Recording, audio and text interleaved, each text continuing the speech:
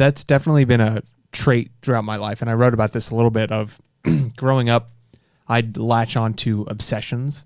Whether that was the Tampa Bay Rays when I was really young, or I was a professional speed cuber in 5th grade and played professional Call of Duty in 7th grade. And the common thread is I was reflecting actually at the end of this year. I went to Sedona, Arizona, spent a week off the grid, and kind of just thought through the last 2 or 3 years and the last 5 really since I graduated, and then started to reflect a little bit longer. And one of those big takeaways was that I have an obsessive personality. And it's obvious, sounds so obvious to say given the different things I've done, but I never sat back and kind of journaled and reflected on what that means. And growing up, it 100% felt like a bug in my personality. And I think society and schools and parents, and not my parents, but other parents or other people, they look at someone who brings a level of obsession or intensity to something, and it can be kind of off-putting. And what the internet has allowed me to realize is that that was not a bug, it was a feature. And now I've been able to find other people who have that kind of intense personality and latch onto things and like to do them well. But I would do anything to go back to being that 5th grader or 7th grader and find the other people who were interested in that, because I think I spent a lot of my time growing up thinking, what am I doing wrong? Because like you said, my friends would start something, I'd kind of be late to the party, and then I'd pick it up and I'd take it far more seriously than they would. And then it would be like I had to find new friends almost to play that game with. And that cycle repeated for, a lot of the things I've done. But what's been so great about writing on the internet was I could talk about those things and immediately I would attract other people who are also interested in it. So the framework I love for this is that the internet's democratized access to friendship, meaning the 5th grader, the 7th grader now interested in whatever it is they want to obsess over, they can go find other people in it, so they don't feel like I'm the only one in my town.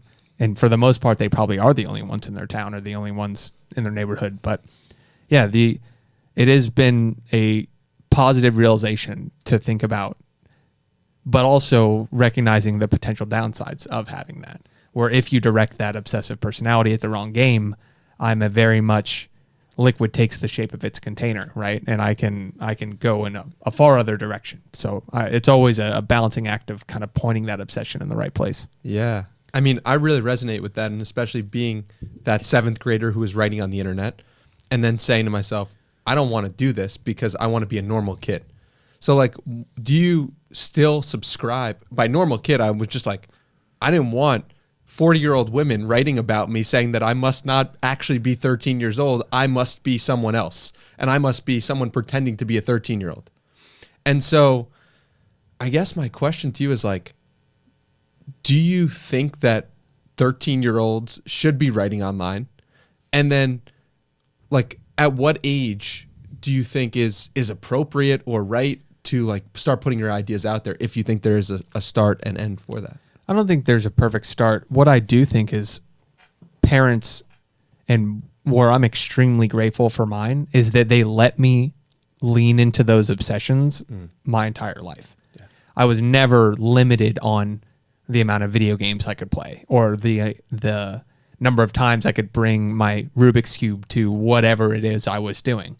And I'd look at all my other friends and it was like they couldn't play video games on weekdays, or they couldn't do these, like their parents didn't allow them to ever chase an obsession instead said they needed to be quote unquote well-rounded or normal, right? And I think that's a lot of parents project what they were taught about the world onto their children, versus I can't wait to let my kids eventually chase their obsession, and then my obsession becomes whatever they're obsessed with. Like, I can't remember where I heard this, but it's there's a popular VC or some, I don't know who it was, but his son decided that he was going to be a Seattle Seahawks fan, and they're from Texas, somewhere not anywhere related. And a lot of parents would be like, no, why, we want to like the Texans, or we want to like this team. And the dad said, no.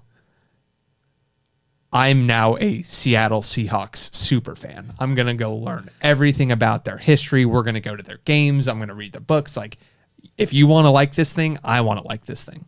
And I think that's the coolest way to let your children obsess over things. So where that comes with the writing, I don't know if there's necessarily a connection other than you could encourage them to participate and just learn. There's no better way to learn things than to write about them. And so if you can pair that obsession with, hey, what can we learn from this? I think that's kind of an interesting thread to pull on.